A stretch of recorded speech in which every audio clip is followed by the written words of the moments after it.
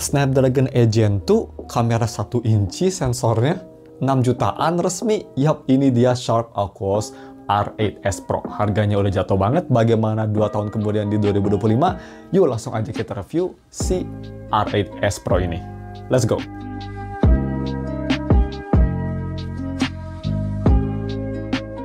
Halo guys, nama gue Stan dari StephTech dan mari kita langsung aja review si HP yang turunnya gila-gilaan, Sharp Aquos R8S Pro. Semua link ada di deskripsi ya, dari wallpaper dan produknya. Kira-kira harganya berapa sih? Jadi kita bahas harga dan spek dulu. Harga sendiri kalian bisa beli Sharp Aquos R8S Pro ini, gue beli bekasnya di harga segini. Absolutely insane, 6,6 juta. Untuk harga barunya kalian bisa dapetin kira-kira di harga 7 jutaan lah. Jadi udah turun lumayan besar ya, 10 jutaan turunnya. Mantap sih, dibanding pertama rilis kan 16 juta. Terus untuk spek sendiri gue bakal taruh di situ, singkat aja di B-roll-nya pakai Snapdragon 8 Gen 2 yang pastinya layar 6,6 inci IGZO LTPO OLED, 2000 nits brightness, 3 tahun software support, 5 tahun security, UFS 4.0, ada headphone jack juga, dan punya baterai sebesar 5000 mAh baterai yang bisa fast charging sampai 27 watt, bisa reverse wireless charging dan wireless charging biasa juga. Packaging konten, dikasih apa aja? Gak cuma unit doang ya, ini unit resmi, kalian dikasih ini juga, boxnya yang masih full set, ada casing, charger, earphone, semua ada. Terus gak cuma itu juga, gue dikasih ini nih, banyak.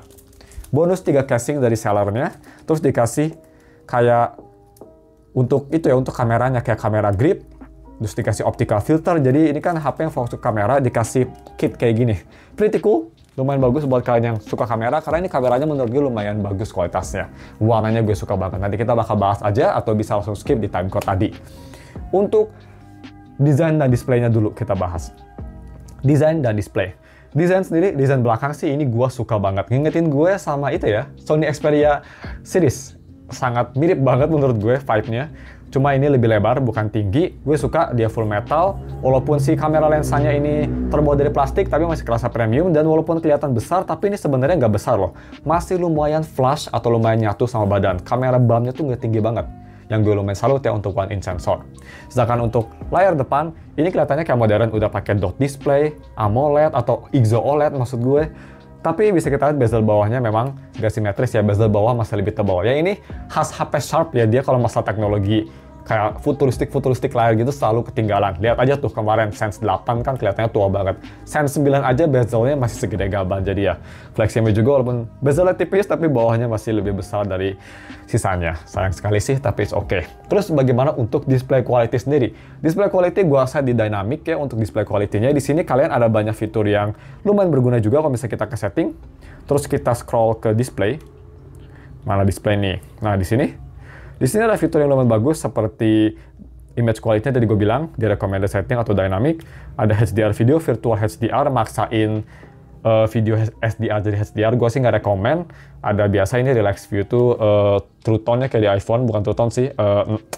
Namanya apa sih? Eye care mode. Ada outdoor view juga buat under sunlight kalau misalnya di luar berguna. Dan ini ada hak kiri view. Hak kiri itu pretty much jadi karakternya tuh lebih jelas ya. Hak kiri jadi kayak lebih precise gitu. Auto rotate dan seperti itu. Untuk kualitasnya sendiri, gue cukup suka. Dia tuh vibrant, mengingetin gue sama Samsung layarnya. Vibrant, enak dilihat, jernih, view angle-nya bagus. Tapi ada satu kelemahan. Dia agak terlalu kontrasnya terlalu tinggi menurut gue. Jadi scene-scene yang gelap tuh jauh lebih gelap dibanding sama HP flagship atau HP-HP yang pernah gue review. Gelap banget ya. Ini bisa gue nggak tahu bisa di setting atau nggak, tapi defaultnya seperti itu. Jadi kalau kalian nontonnya gelap banget di sini mungkin kalian harus dituning dikit layarnya karena defaultnya gelap banget dibanding HP biasanya. Tapi itu aja sih. Dan untuk si visibilitas di bawah sinar matahari bisa kita lihat walaupun 2000 nits ya, tapi nggak sebagus yang gue kira. Itu kondisi agak sedikit mendung tapi masih cerah banget. HP udah sedikit gelap ya, masih kelihatan cuma udah sedikit gelap. Dan gak cuma itu juga, untuk si haptiknya ini menurut gue yang jelek banget di HP ini. Absolute dog shit. Ini haptiknya pretty much kayak haptik HP murahan. Suara buzz-buzznya tuh kedengeran banget. Jelek, gak bagus haptiknya lah. Cuma untungnya gak ada touch delay, jadi ngetik keyboard masih responsif. Ya itulah untungnya. Harus sih ya, bayangin HP sekarang 5 jutaan, 6 jutaan, ada masalah touch itu udah dihujat habis-habisan ya, gak kayak dulu pas Poco F1. Terus bagaimana untuk si biometrik? Nah ini biometrik menurut gue nomor 1 terbaik, HP terbaik untuk biometrik yang pernah gue review ever. Karena gue nggak pernah nge-review HP lain ya, yang macam-macam. Yang pernah gue review, ini yang terbaik. Dia pakai ultrasonic fingerprint, dan ultrasonic fingerprintnya tuh besar. Jadi kalau misalnya kita lihat nih ya, nih, sekotak ini nih, kelihatan gak sih di kamera? Nih, aduh susah ya, kalau fokus ke you know-nya Zanny. Tapi ya, dia tuh segini guys, ultrasonicnya, pretty much. Jadi besar, jadi kalian bisa di mana aja. Bisa kita lihat tuh di B-roll ya, biometriknya bisa di-scan di mana aja, dan kecepatannya absolutely kenceng, bisa dibuka pas lagi gelap sekalipun. Nice, kenceng, bagus. Pokoknya ini menurut gue fingerprint ultrasonic terbaik lah. Enak, sambil merem juga kalian bisa nge-scan di pojok juga kebuka. So, biometriknya 10 out of 10. Amazing. Tapi bagaimana untuk audio quality-nya? Apakah amazing juga? Mixed bag menurut gue. Pertama kita bahas audio quality via headphone jack. Yang udah bagus, ada headphone jack ya di atas. Gua tes kualitas audionya pakai IEM seperti biasa Tangzu Juan NV. Pertama kualitasnya cukup bagus ya, dia bisa ngeluarin suara Tangzu cukup bagus, balance, oke, nggak ada masalah, vokalnya masih jernih, soundstage-nya bagus, pakai Dolby Atmos nyala gue rekomen juga, jadi lebih ke push audionya. Tapi yang gue kurang suka, ini amplifiernya lemah sekali. Volumenya tuh baru keras di sekitar 90%, yang di bawah rata-rata ya. Even untuk Tangzu Juan U yang butuh power banyak, biasanya sekitar 80%-an. Ini di sekitar 90% sih, di bawah rata-rata, kurang bagus amplifiernya. Cuma untuk speakernya, it's pretty good. Speaker gue rekomen selalu nyalain Dolby Atmos yang dynamic aja, biar nggak usah otak-atik lagi. Dan kualitas speakernya lumayan oke, dia suaranya lebih ke arah bassy, super warm. Jadi untuk vokal cowok kerasa bassy, vokal cewek juga nggak sakit banget, distorsi juga minim. Mid-range-nya oke, low-nya bagus, sound-nya cukup oke, tapi treble-nya untuk kayak suara-suara instrumen agak jelek ya. Treble-nya kerasa banget mundur sih menurut gue. Ya untuk lebih detailnya, ini dia speaker testnya, kalian bisa langsung lihat sendiri gimana kualitasnya. Check it out.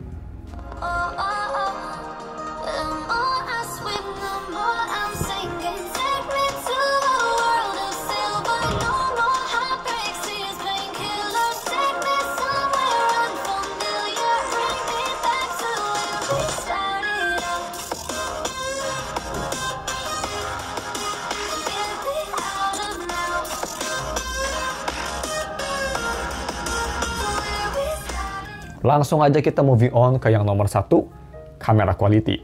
Jadi ini kameranya lumayan unik, kita bahas dulu speknya aja. Kamera belakang dia ada 2, tapi yang kedua hanya depth sensor, skip aja. Yang utama nih, 1 inch 47 megapiksel. Dan untuk kamera depan, ini ada di 12 megapiksel. Untuk video recording bisa 4K 60 di belakang, dan bisa 1080p Full HD, 30 fps di depan. Itu aja untuk speknya. Tapi ini kamera belakangnya lumayan unik, karena walaupun dia hanya ada 1 sensor, tapi karena dia sensornya besar ya, jadi dia ada kayak pixel binning gitu, ini bisa ultra wide juga, bisa kita lihat. Bagus ya, pretty good. Dan 2 kalinya juga, ini nggak ada visual yang kedrop. Jadi bisa dibilang ini kamera 1 tapi triple ya. Bagaimana untuk kualitas kameranya sendiri? Ya ini gue bandingin aja sama Galaxy S24 Ultra gue yang harganya berkali-kali lipat. Kalian bisa lihat sendiri, kalian bisa pikir sendiri, menurut gue sih bisa bersaing. Beda tone warnanya, tone warna si Sharp tuh lebih ke arah cool ya, lebih contrasty juga. Yang gue lumayan suka di beberapa aspek, tapi di beberapa aspek gue lebih suka S24 Ultra. Overall, kameranya bagus, dua-duanya sih masih bisa bersaing, dan poinnya ya, yang gue mau sebutkan ya dari Sharp-nya di harga 6 juta bisa bersaing dengan S24 Ultra sih cukup bagus ya. Kelemahan dikit di Sharp sih yang gue lihat dari dynamic range-nya aja. Kalau langit itu agak kurang nangkapnya dibanding S24 Ultra, tapi selain itu sih bagus banget. Ini 1 inch sensornya absolutely amazing. Untuk selfie juga walaupun dia bukan yang wah banget, fotonya cukup bagus, natural, nggak ada filter, nggak jelas, dan bisa nangkap muka walaupun belakangnya ada cahaya yang lumayan banyak juga. So it's pretty good. Video recording ini yang gue lumayan surprise. Karena biasanya HP Android di harga 6 jutaan, video recordingnya biasa aja atau jelek. Di HP ini, amazing. Dia bisa video recording di 4K 60 fps, cuma dia nggak bisa lock 4K 60 ya. Jadi kalau misalnya kita ke kamera nih, terus kita ke video, ya kita coba ke video, dan kita ke setting. Di sini 4K-nya tuh hanya bisa auto 60 atau 30, jadi mungkin kalau misalnya gelap dia bakal turun, atau kepanasan bakal turun mungkinnya, seperti itu maksudnya. Tapi video recordingnya sendiri ini gue bisa bilang bagus banget sih di harganya. Ya untuk lebih detailnya kalian bisa nilai sendiri. Microphone-nya juga bagus banget sih, ini cocok lah untuk content creating. 1 inch sensornya juga berguna banget, jadi kelihatan bisa nangkep banyak data. Check it out deh, ini dia video recording dari resolusi 4K 60 dan 4K 30. There you go. Oke, jadi ini dia video recording pakai resolusi 4K 60 fps. di Sharp Aquos R8S Pro. Ada motor lewat, bisa denger suaranya gimana. Dan ini bisa ganti ke ultra wide-nya ya. Ya kamera utama cuma bisa ultra wide-in. Dan bisa zoom juga maksimum sampai 6 kali. Kalau misalnya kita mau zoom, dia bisa 6 kali. Lumayan smooth juga ya zoom ya. Bagus, nice. Dan kalau misalnya kita mau ganti ke 4K30, seperti ini kualitas. Seperti ini, lebih irit di size tapi lebih gak smooth. Kalau kualitas sih, lagi terang ini nggak ada bedanya harusnya kerasanya kalau misal lagi gelap aja. Dynamic range biasa aja. Kurang bagus ya sebenarnya dynamic range untuk HP ini. Tapi overall seperti ini kualitasnya, dan kita langsung aja ke gaming performance yang menurut gue sih terbaik ini untuk harga 6 jutaan. Cukup bagus ya, tapi nggak cuma berhenti di itu aja guys, karena gaming performance Aquos R8S Pro ini gak kalah bagusnya. Gue kemarin udah buat full reviewnya, extended review gaming performance-nya di channel ketiga gue taruh linknya di deskripsi kalau misalnya ingin lihat lebih detailnya. Di sini kita summary aja. Summary-nya HP ini ternyata bagus banget. Ya berkat Snapdragon Edge Gen 2 yang sangat tahan juga. Tapi kalau misalnya kita mau coba main game di HP ini, gue coba main Wuthering Wave di settingan rata kanan, cuma shadow-nya aja gue turunin ya, dan FSR-nya gue matiin biar makin bagus gambarnya, shadow-nya gue mediumin. Ini di HP ini bagus banget ternyata. Memang setelah 6 menit gue rasa ada thermal throttling. Tapi thermal throttling itu kalau misal gak di kota hanya nurunin FPS sekitar 10-15. Kalau di kota itu baru nurunin sekitar 20 FPS. Tapi masih oke. Yang artinya kalau misal kita main di open world atau misal bukan di kota, itu FPS sekitar 40-50. Amazing. Gak ada stutter sama sekali. Kalau misal di kota itu sekitar 30 tinggi, kayak 35, 36, sampai 40-an. Lumayan bagus loh. Dan itu bisa main lama banget. Gue main 20 menit aja masih seperti itu. Jadi thermal throttling-nya sepertinya sampai thermal throttling di limit dan rata performance-nya. Yang cukup bagus ya. Ya, gue bilang lagi kalau ingin lihat lebih detail, gue taruh linknya di deskripsi untuk gaming testnya. Kita next bahas untuk bagaimana buat main rhythm game kayak Banturi. Sama bagusnya. Gue settingannya rata kanan, touch delay nggak ada sama sekali. Karena ini HP Jepang ya, jadi main game rhythm sih mantap juga. Oke, seperti itu untuk gaming performance. Menurut gue gaming performance di HP ini sih 10 out of 10 juga. Untuk harganya yang bukan untuk gaming, ternyata dia bisa gaming lumayan bagus dan baterainya juga cukup irit. Gue main Wuthering Wave sekitar 20 menit, hanya berkurang 10%. Cukup oke lah. Terus bagaimana untuk UI experience? Plus dan minus HP ini. Minusnya apa ya? Kita bahas minusnya dulu. Software support. Ini pas gue record video di bulan April ya, ini masih Android 14. Dan untuk software supportnya juga hanya disupport 3 tahun, jadi pas ini pertama rilis kan Android 13 ya pas global, hanya bisa sampai Android 16 berarti. Agak tai tapi ya Sharp itu, mau gimana lagi. At least dia security-nya, dia promise 5 tahun. Udah nggak seburuk zaman dulu lah ya. Plusnya, dia OS-nya stok Android, yang artinya untuk day-to-day performance, membuka aplikasi, multitasking, smooth banget, nggak ada masalah.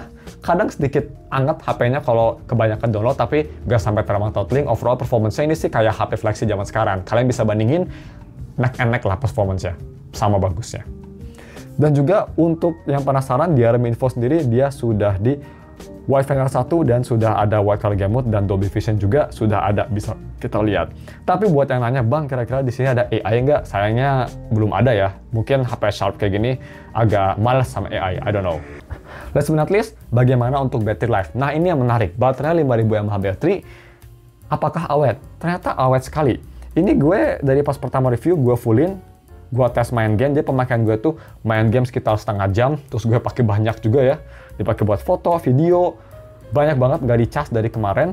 Ini sisa baterai masih di 33%, jadi pemakaian medium high bisa bertahan lah 1,5 hari, gue jamin. Dan screen on time sendiri buat yang penasaran, kita langsung lihat aja, sisa baterai masih di 33%, dan screen on time-nya 6 jam loh, masih lama. Ini pemakaian medium heavy loh, bisa dilihat tuh.